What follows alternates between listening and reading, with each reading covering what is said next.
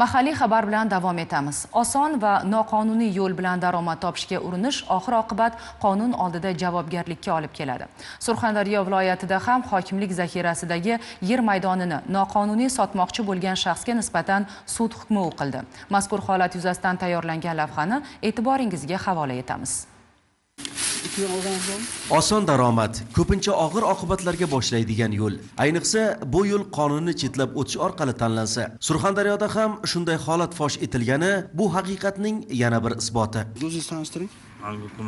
Ma'lum bo'lishicha, 1990-yil Jarqo'rg'on tumanida tug'ilgan shaxs Angor tumanida yashab kelgan. U oldindan tanish bo'lmagan fuqaro bilan uchrashib, unga 2021-yildan buyon noqonuniy egallab kelayotgan Guliston mahallasi hududidagi hokimlik zaxirasida bo'lgan 70 sotix yer maydonini sotmoqchiligini aytadi.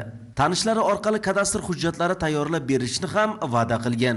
Shu tarzda aldov yo'li bilan hokimlik zaxirasidagi yerni 170 million so'mga sotishga kelishadi. Avvalida ishongan fuqaro keyinchalik bu gaplardan shubha qiladi va huquqni muhofaza qiluvchi idoralarga murojaat qilgan. 2025-yilning 18-noyabr kuni Iqtisodiy jinoyatlarga qarshi kurashish departamenti Surxondaryo viloyat boshqarmasi hamda viloyat ichki ishlar boshqarmasi tomonidan tezkor tadbir o'tkaziladi. Tabaqamizga olingan bir yerimiz bor edi.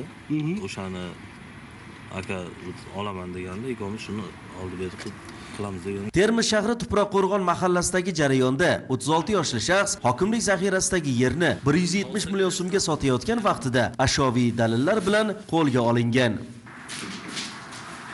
Jinoyat ishlari bo'yicha Jarqo'rg'on tuman sudining ochiq sayyor sud majlisida mazkur jinoyat ishi ko'rib chiqildi va davlat yerini pullashga uringan ikki farzandning otasiga nisbatan hukm e'lon qilindi.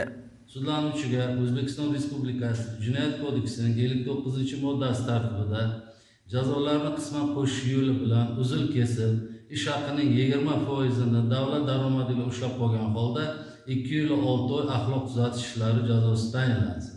Har qanday noqonuniy harakat adolat tarozisida o'z bahosini oladi. Zero yer davlat mulki, uning taqdiri esa qonun asosida hal etiladi. Sobit Qaynarov, Ishquvvat Himmatov, Surxondaryodan.